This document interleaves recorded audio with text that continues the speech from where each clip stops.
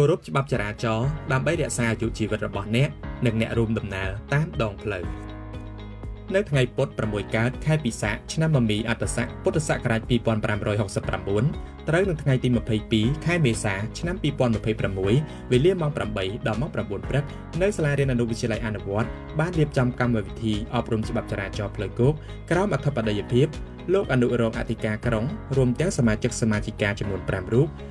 បានទទួលការស្វាគមន៍យ៉ាងកក់ក្ដៅពីសំណាក់លោកសៅវណ្ឌីនាយកអនុវិទ្យាល័យអនុវត្តក្រុងតាខ្មៅរួមទាំងលោកគ្រូអ្នកគ្រូនិងសិស្សានុសិស្សចំនួន224រូបក្នុងគោលបំណងនៃការផ្សព្វផ្សាយកម្មវិធីនេះត្រូវបានធ្វើឡើងដោយលោកអនុអធិការក្រុងតាខ្មៅបានលើកឡើងអំពីការផ្សព្វផ្សាយសុវត្ថិភាពចរាចរណ៍ផ្លូវគោកគ្រឿងញៀន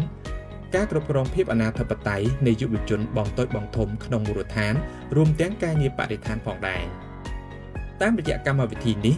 លោកអនុរងអធិការក្រុងតាខ្មៅរួមទាំងលោកសៅវណ្ឌីបានលើកឡើងអំពីបាតុភិបនានានៅតាមដងផ្លូវដែលសិស្សានុសិស្សគួរប្រព្រឹត្តគួរអនុវត្តនិងជៀសវាងកត្តាមួយចំនួនទៀតដែលនាំឲ្យមានការប៉ះពាល់ដល់ការធ្វើចរាចរណ៍ឬអាចប៉ះពាល់ដល់អាយុជីវិត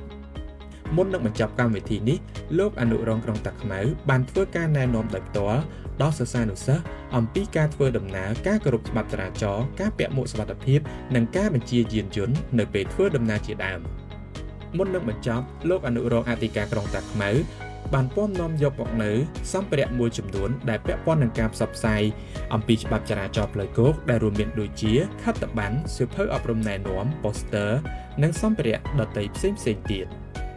កម្មវិធីនេះបានបញ្ចប់ទៅដោយរលូននៅវេលាម៉ោង9ព្រឹកក្រោមបរិយាកាសដ៏សប្បាយរីករាយក្រៃលែងនិងមានការថតរូបជុំគ្នាផងដែរ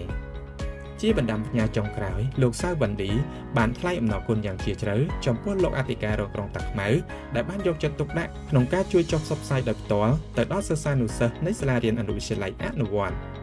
សូមអរគុណសម្រាប់ការទស្សនាជួបគ្នានៅវីដេអូក្រោយទៀត